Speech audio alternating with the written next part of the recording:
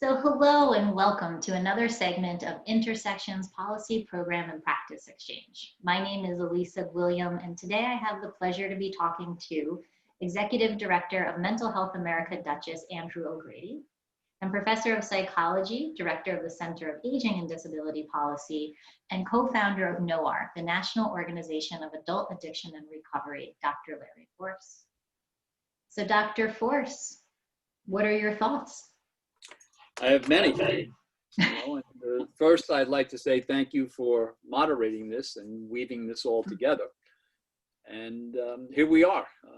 We've had a lot of success with this. As Alyssa's indicated, my name is Larry Force, and I'm professor of psychology at Mount St. Mary and director of our Center on Aging and Disability Policy with my dear friend and colleague, Dr. Jeffrey Kahana.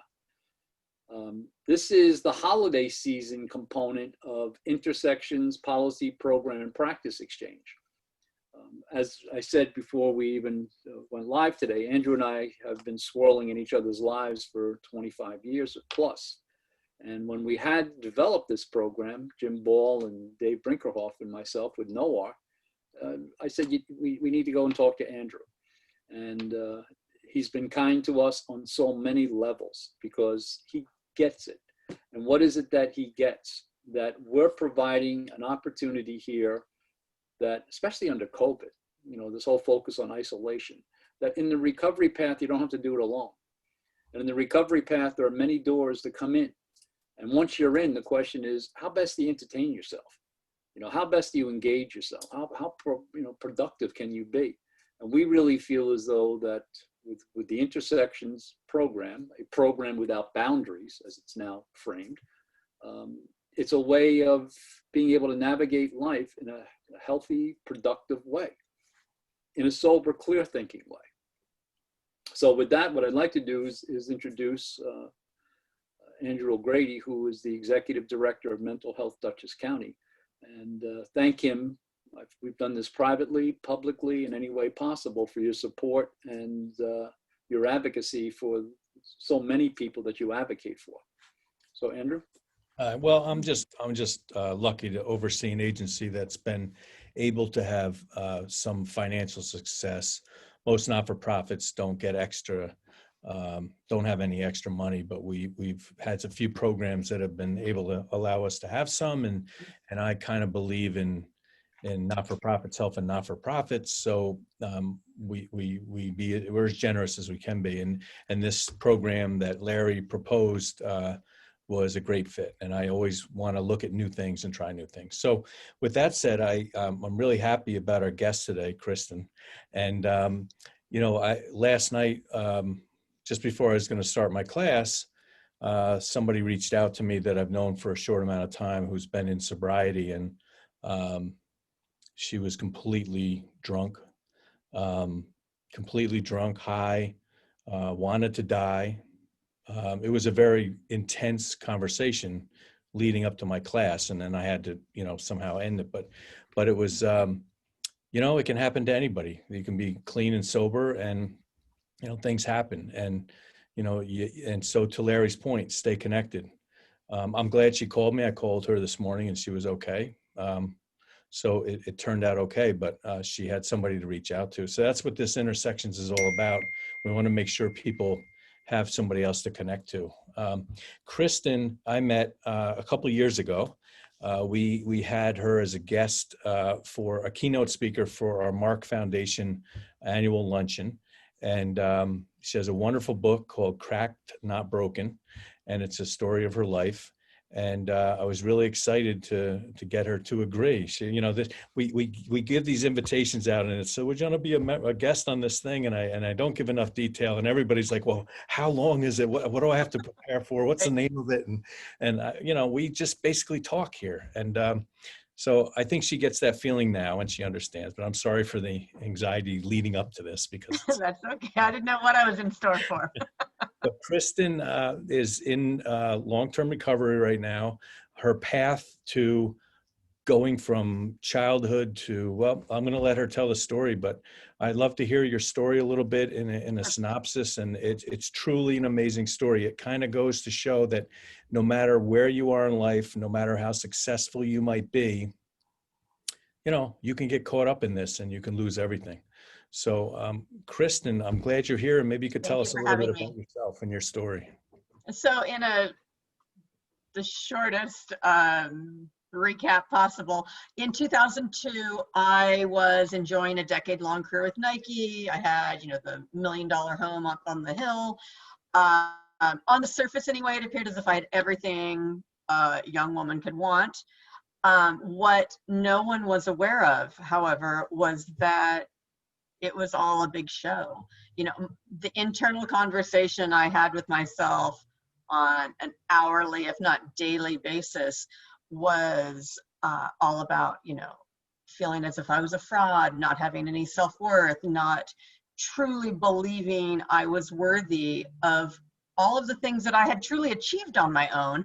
But again, because there was such a disconnect, I always felt as if I just somehow had lucked into things. And so what I did to offset that anxiety and truly just shut down is I had been relying on powder cocaine since I was in high school to kind of shut that voice down and give me that false sense of confidence and help me continue the facade that I was so successfully portraying.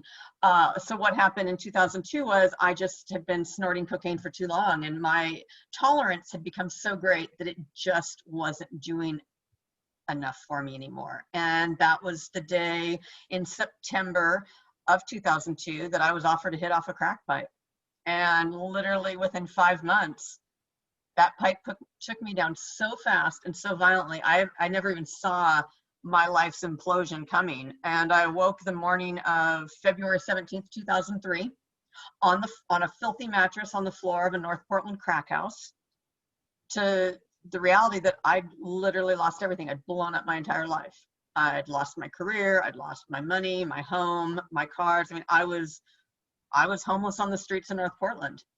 And it happened that fast. It happened like my first hit of cocaine, or excuse me, my first hit of crack was September 24th, 2002, and February 17th, 2003, it was all gone.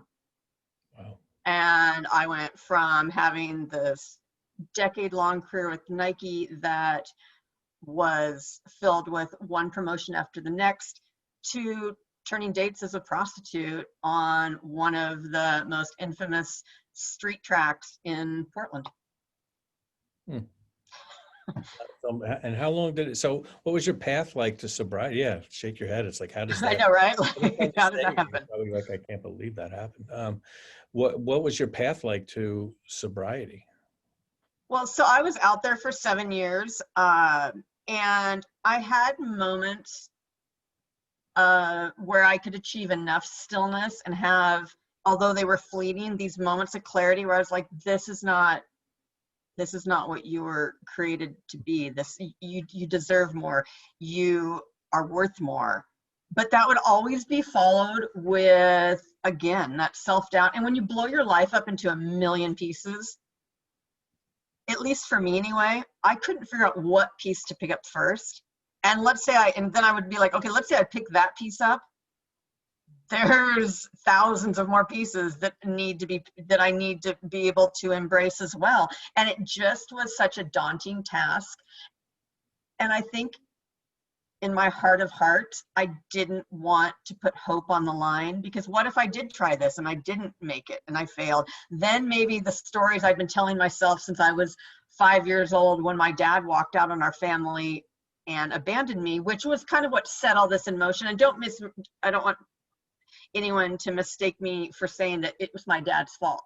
He just did something when I was very young that put into motion some things that 25 years later, I let get out of control. So this is all on me, but just to give you a little of the backstory. So anyway, putting hope on the line to lose, it was just too big of a gamble. I would, as crazy as it was, being stuck in that dark place just seemed safer because I knew what to expect, and that was nothing.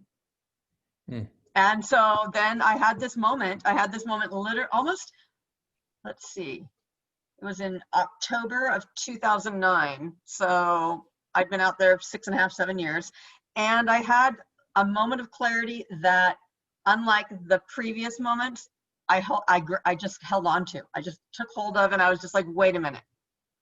You have this moment, and it was something deep within me, and I truly, like I talk about in my book, it was divine intervention. I was begging to not die the way I was living, but I was also like literally on my hands and knees saying, I can't live like this either. I don't want to die like this, but I cannot live like this another day. And it was in that moment where I sensed something deep within me that gave me just enough strength to stay in the moment. And I called the one friend I had left in the world. And that was the beginning of 100,000 small little steps that led me out. So you had a connection. Did you go through any programs, or you just did it with this friend?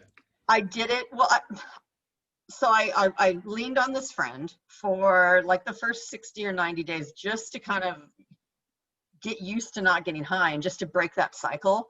And then I dove headfirst into everything: AA, NA, spirituality, church, Buddhism. I mean, I was willing, and I think this is what's so important, is that if it were a simple equation of A plus B equals C, It's we wouldn't never. have addicts. Yeah. You have to find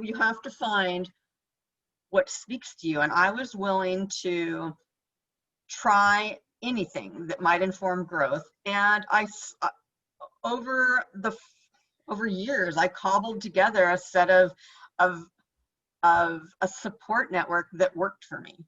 It spoke to me intimately. And that's why I've been successful, because and I'm not suggesting that the way I do it is the way anyone else should do it. It isn't, nor necessarily should it be how anyone, but it's the foundation, and it's the intention behind how I went about finding it. And that's what I think That's fantastic. Everybody's a unique individual, and everybody has a different pathway that's going to get them where they need to be. And it's not a cookie cutter thing, like you say. And that's why, I embraced Larry's intersections program in NOR, because it's something different. It's another focus. It's not just the typical here in this community. We have the standard stuff. Oh, well, go to AA, go to NA, come to our clinic, go to program, take your medication. And that's it. That was it. That's it. But now we have all these other options, and you laid out exactly right. You tried all this stuff until something stuck and worked for you. And it was bits and pieces from all these different areas that just spoke to me at the most sacred level of my soul and my spirit. And it was, it was running every day. It was eating organic fruits and vegetables. I mean, it was, it was doing the smallest little things. The simplest things were what day after day I built upon. And was it easy? No, but it was really like it. I think we get too involved in trying to make it more complicated. And it's just literally living hour by hour and day by day. And once you start feeling worthy of more, and you see that you're having some success, then you dig in. And that's when you do the ugly, dirty work of pulling all that stuff, all that heavy baggage I'd been carrying since I was 5 years old. And you have to put it out there, and you have to put it on the table, and you have to look at it day in and day out, and cry about it and scream about it, and get through to the other side. And once you're on that other side, you can look back, and you're like, I did this for myself. I am worthy. And that's the beginning of your whole new life. Well, if you ever have any doubt, you are worthy, and you're remarkable, and you're wonderful. Thank you. Larry, I'm sorry. Is she not a spokesperson for intersections, or what? I mean, she just laid out your. I think we have found the brand ambassador. Oh, good. Now I can move out there. Okay? That's right. You can move to New York, and you can help Move out. to New York. We'll be sending a car for you later on today. Perfect. You are the brand ambassador.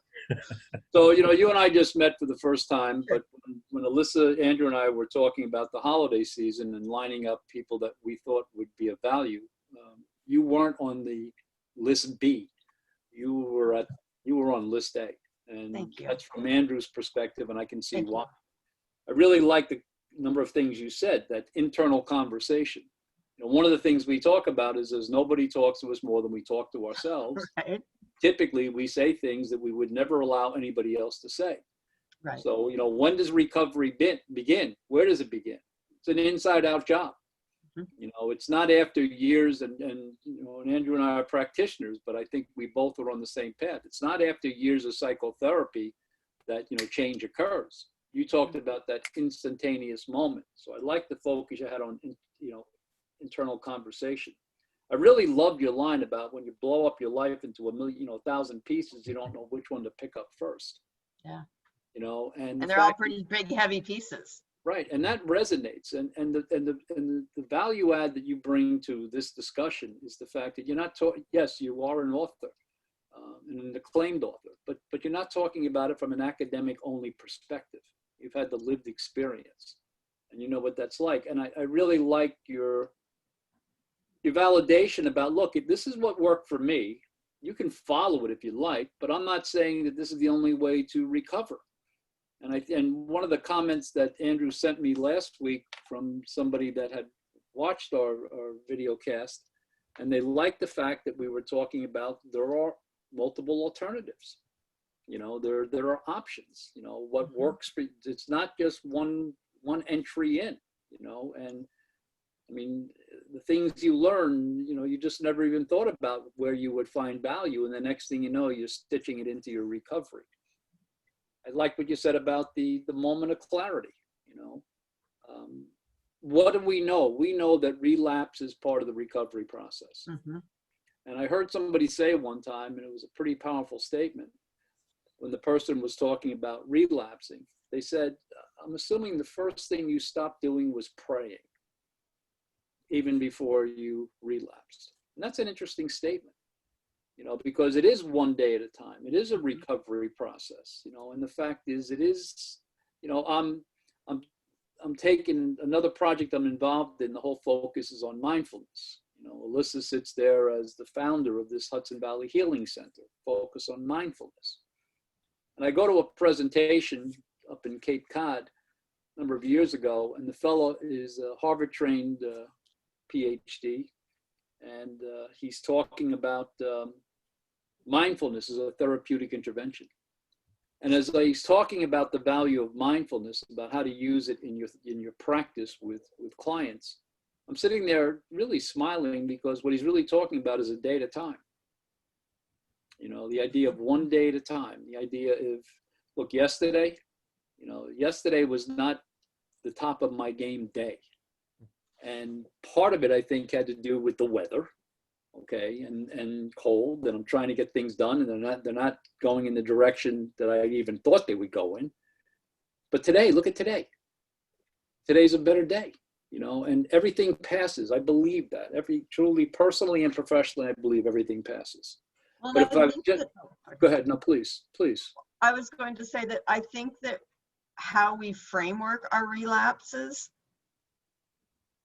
they can be the biggest gift. Like so I tried to get clean once before I got clean. So in 2004, 2005, I was actually clean for 9 months, and I relapsed, and it was like deja vu all over again. It was almost to the exact same like day of the month.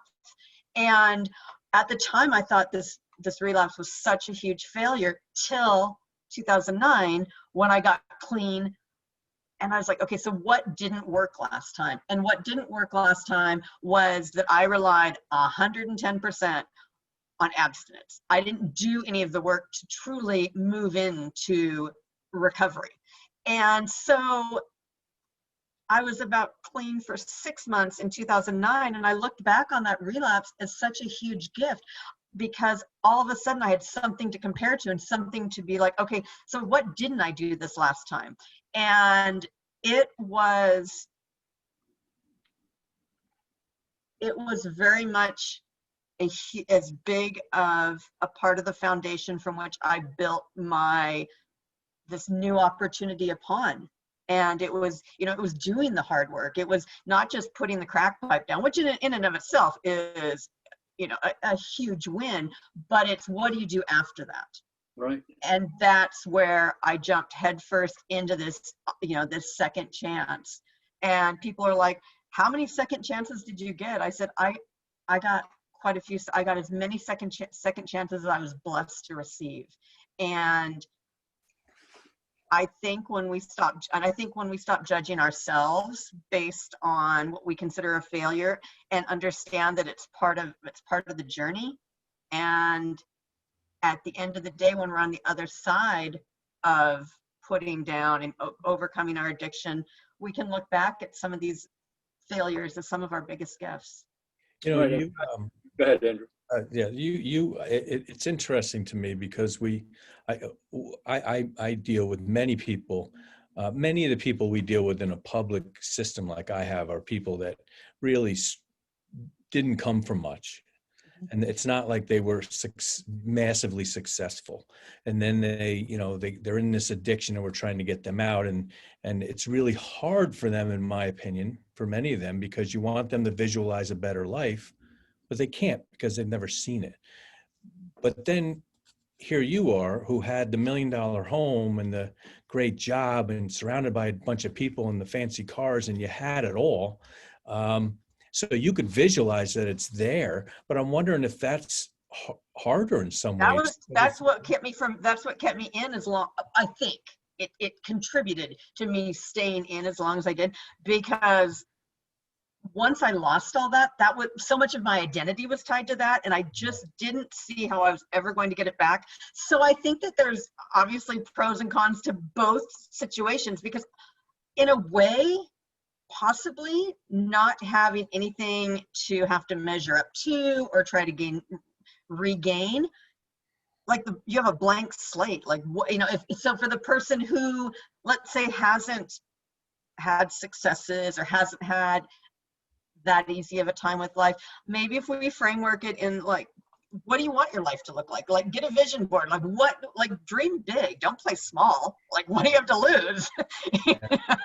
I mean, go for, so I don't know. I mean, so again, I think it's what and how we want to look at things. In the Intersections program, we talk about, the power of imagery. Mm-hmm. And I come from a philosophy of that solution-based paradigm. And they have built into that paradigm the miracle question. And the miracle question is, tomorrow you wake up and you're living the life that you really want to live. All the things you were addressing today have been resolved. What does that look like and how are you acting? And the fact is that, look, the reality is we all know not all currency is green. So it's not just about, economic success. There are other areas that people have had success in. And the thing about the relapse, it's almost like and I'm not encouraging people to experience it to see what we're talking about, but it almost like builds up resiliency.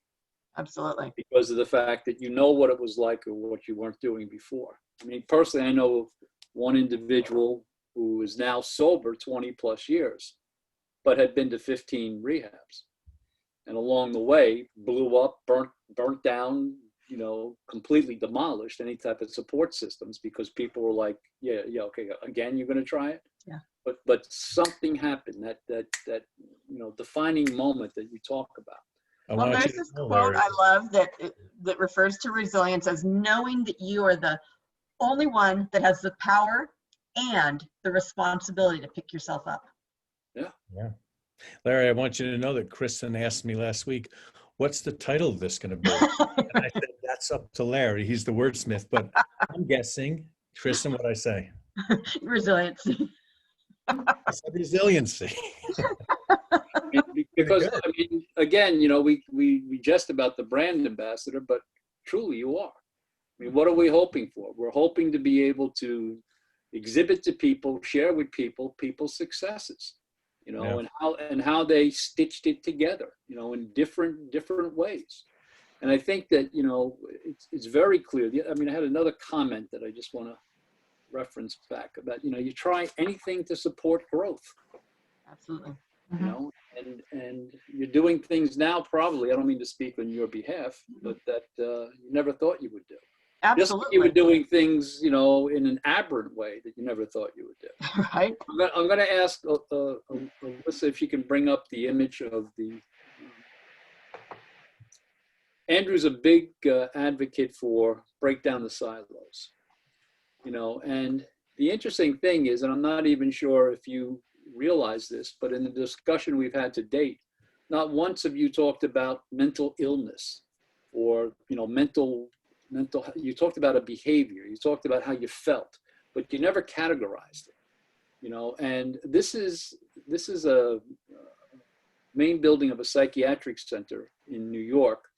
I was driving down Route 9, it's a main thoroughfare, in June, and I saw this. I turned my car around and took the picture and then tagged it, mental health at its best, the tearing down of walls.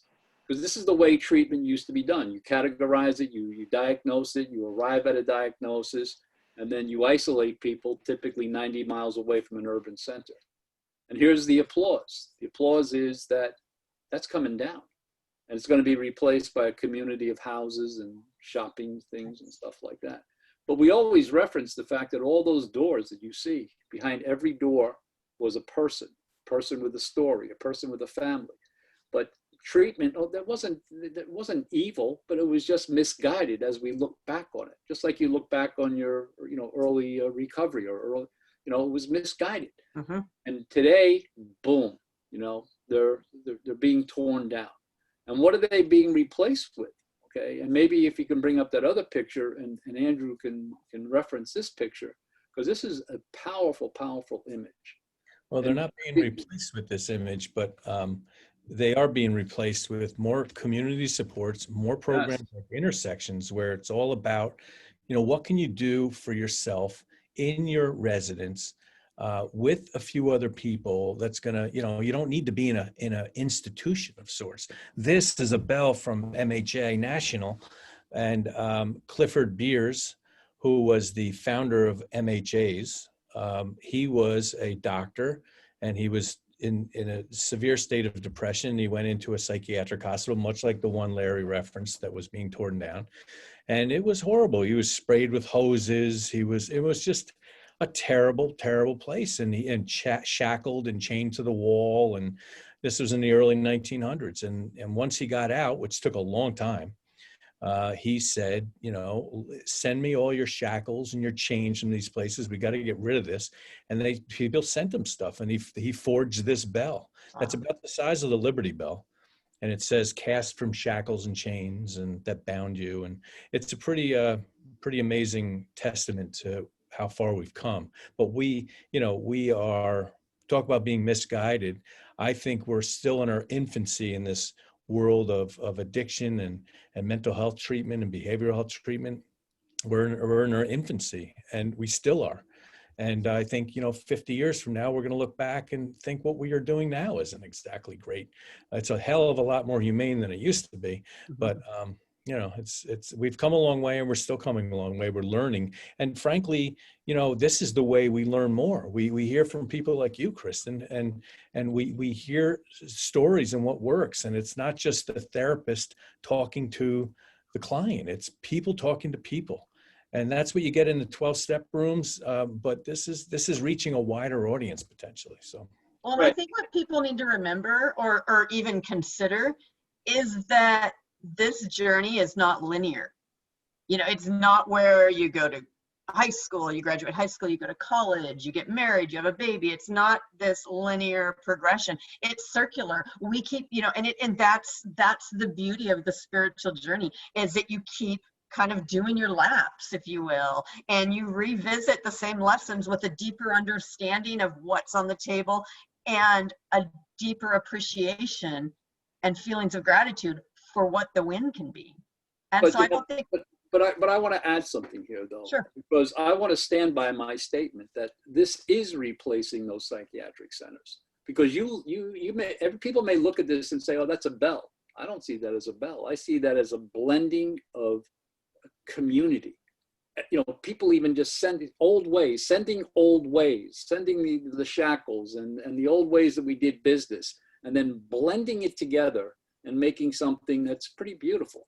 And I think that's the point that I'm making, that no longer are we isolated 90 miles away from with a stigma from an urban center. We've blended the old ways, and look at what we've created, but we've done it if you had one shackle, you wouldn't have a bell, but you needed hundreds of shackles in order to make this.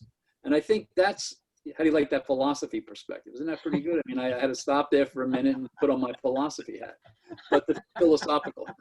But the fact is, that's what I see, this blending. And that's what, we talk about Kristen being the brand ambassador for intersections, but you, Andrew, are the brand ambassador for the fact of take down those silos.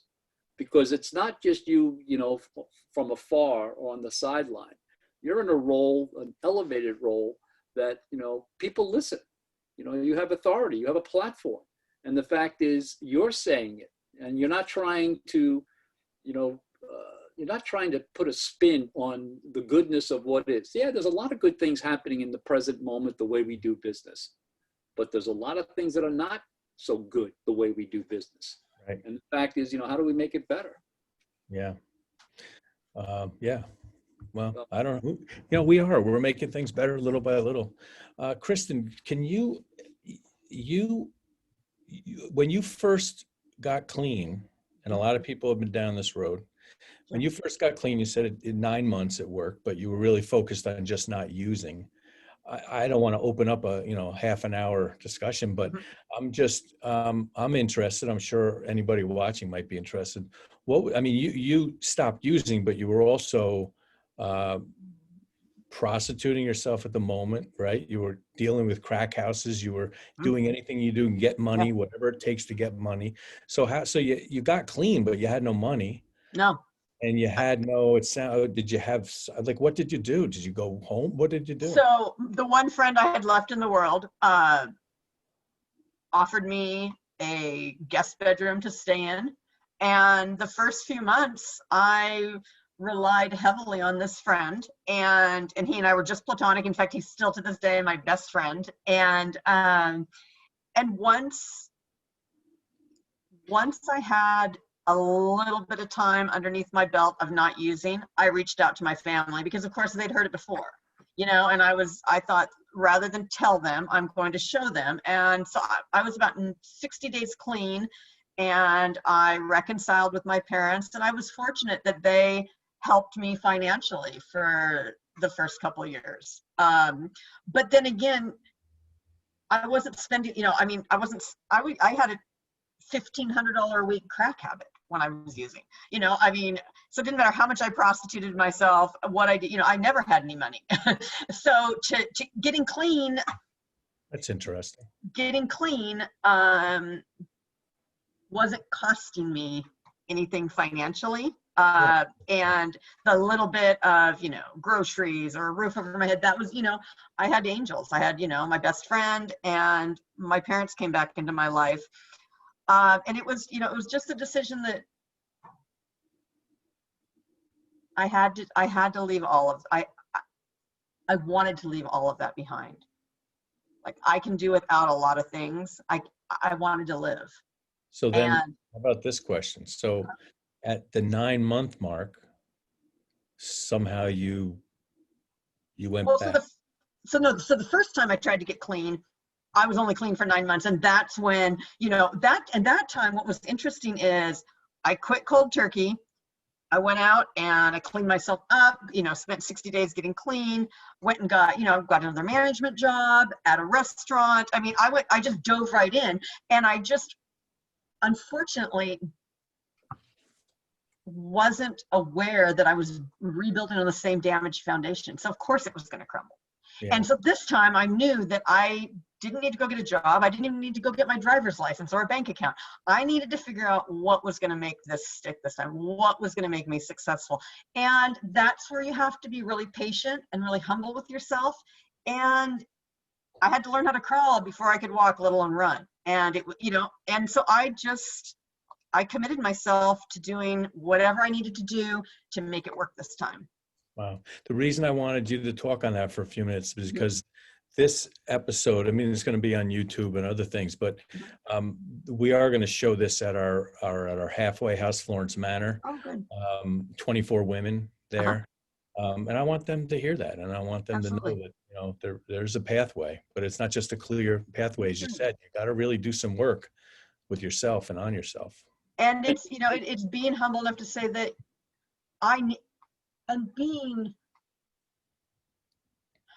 believing that I deserve this time. I deserve this time to figure this out. I deserve this time to, and it's not going to be easy and it's not going to be quick. And it's going to be a full-time job and it's going to get ugly and there's no weekends off, no evenings off. It's like, this is my full-time job 24/7.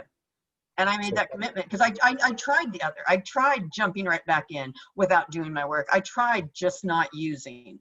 Yeah. And that 9 months was a stretch. I mean, you know, so. Let me ask you this. We're all addressing this COVID issue. And one of the things that we've talked about, our message is, although we're isolating, you don't have to, recovery is not about isolation. It's about community. Right. We're all coming into the holidays. And that's why we, reignited during this time. So maybe just for a minute, words of insight and wisdom from you about addressing COVID, addressing the holiday, and staying sober. I mean, it's because it's not like you were sober and now you've moved on. You're living what we just talked about. You're living a sober life during COVID with the holidays coming up. Any thoughts? It's interesting because I've never felt so much anxiety and so much uncertainty except for the last 9 months. And in fact, Blake and I were talking, and I said, this is very reminiscent of those first days when I got clean. Wow. Like just not knowing, not knowing what tomorrow's going to look like. And the thing is there's so much in the world going on that we have no control over. Like the governor shut down our city again. I mean, that's out of my control. So what can I focus on? And that's staying in my spiritual practice, that's staying connected. Blake and I talk 3 times a day, probably just to, to support one another. Mm-hmm. And it's